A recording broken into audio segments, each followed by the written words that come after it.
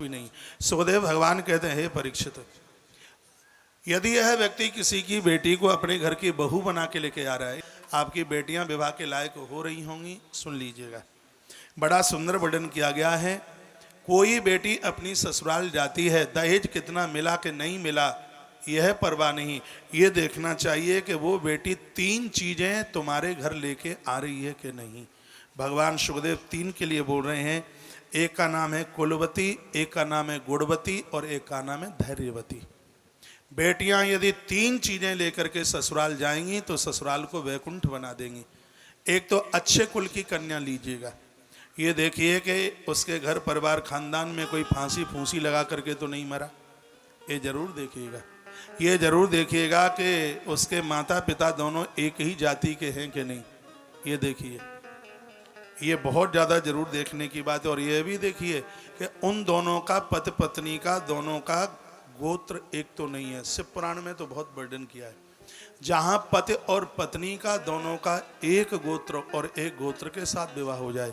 शिव महापुराण में तो ये वर्णन है कि बच्चे कुंवारे रह जाएं, सहर्ष स्वीकार कर लेना, लेकिन एक गोत्र में बच्चों का कभी विवाह मत करना, उसमें खानदानी बीमारियां पनप जाती हैं।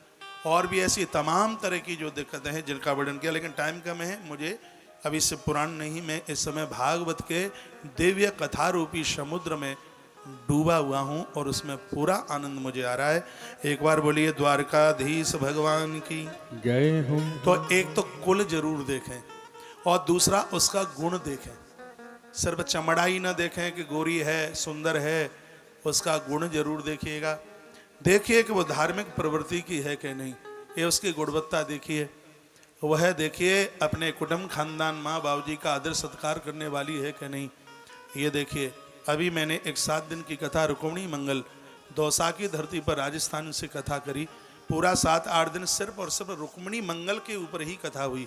तो मैं तो यहाँ सिर्फ इन श्लोकों का हल्का सा व्याख्यान, अब ये तो मैं नहीं कर पाऊंगा कि परे भमरिया मनमोहन की सखियाँ गावे गारी, हाय राम रंग बरसे गो, रंग बरसे कछु अमृत बरसे और बरसे कस्तूरी राम रंग बरसे गो।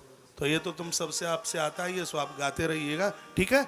मैं थोड़ी श्लोकों पर इनको दृष्टि डालता हुआ और मैं ये आगे की तरफ चल रहा हूँ। पहला कुल और दूसरा गुण और तीसरा है धैर्य।